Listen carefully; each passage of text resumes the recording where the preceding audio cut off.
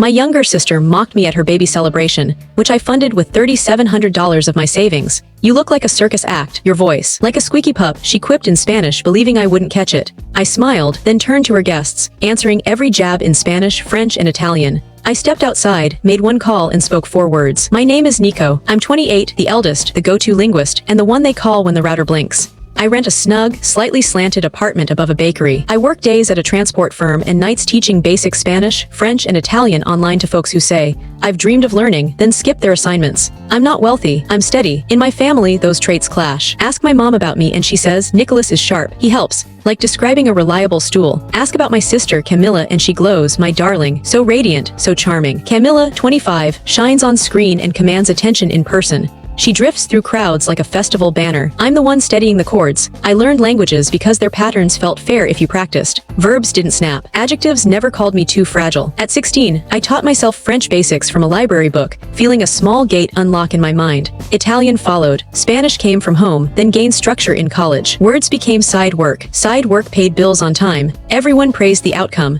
No one respected where it stopped and I began. The week before Camilla's event, which I planned and paid for, I fell asleep at my table, head on a budget list. Hall, $1,800. Food, $1,250. Decorations and balloons, $290. Music, $210. Extras, $150. Total, $3,700. I wrote the numbers twice. Repetition grounds me. My mother's text loomed like a pinned note. We'll repay you bit by bit, Mijo. In our family, that's a soothing myth. I wanted to trust it. On the event day, I arrived early. I smoothed tablecloths, checked outlets, taped cables to avoid trips and lawsuits from someone who shares gratitude memes but ignores emails. I wore a crisp black shirt and shoes for quick steps. I looked like crew. That was deliberate. By noon, the space filled. Camilla swept in, a white gown like spun sugar, one hand on her belly, the other on her phone. Guests cheered. I stood by the dessert table, cutting pastries, blending into the air.